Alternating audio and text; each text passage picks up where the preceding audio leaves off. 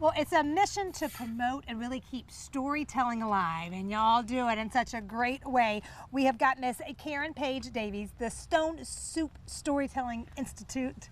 That's a lot of words. It's a lot of words, but tell people exactly like what it is and what y'all do. What the Stone Soup Storytelling Institute is we began as a festival several years ago, and just to rebuild the city of Woodruff, actually. It was created that way. The people that created it started, they had been up to Jonesboro, Tennessee for the Storytelling Festival, came back, and this was when all the Texels were leaving Woodruff. And so Woodruff was really collapsing. And so they thought, well, how can we help Woodruff out? So they thought by bringing Storytelling Festival to Woodruff would help to lift everybody up, to bring people back together, to connect people, and it did. And I love that because storytelling is such a big part of any community, especially one that has a textile. That oral history is so important. So being able to do that. So do you guys host events where people are able to, share stories, or is it written stories? Like what is the festival? I know you guys host the annual South Carolina Festival now, and you're known for that. What types of things do you guys host? Marcus, we do the festival. That's in every April. We have the festival, and that is the official storytelling festival of the state of South Carolina, actually. Then after that, we have what we call a listen series, which we created that during COVID, actually, because we originally did all of our things in person, but when COVID came along, we had to do a virtual type thing because our storytellers wouldn't have a way to support their families. Right. And we had extra time to listen. Yes. Right. And that's when people really wanted to listen to anything other than the news that was going on. We have the Listen series. This year, the series, we focus on the American Revolution. Oh, and cool. its history and the American Revolution.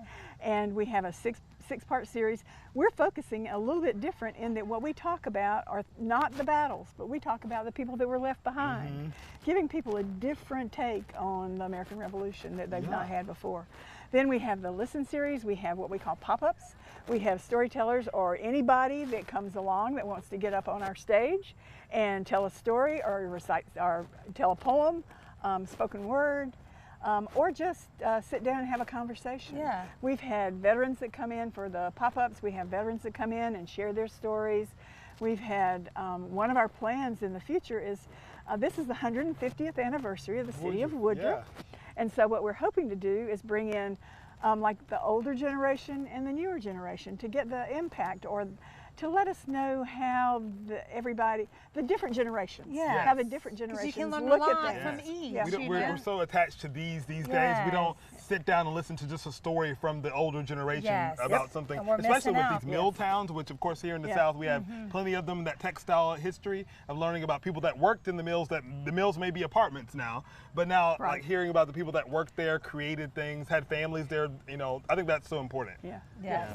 And storytelling, the thing that I think people, the other things that we have, trying to think here now, the listen events, the pop-ups, but we have something all during the year. We also help with community events and things like that.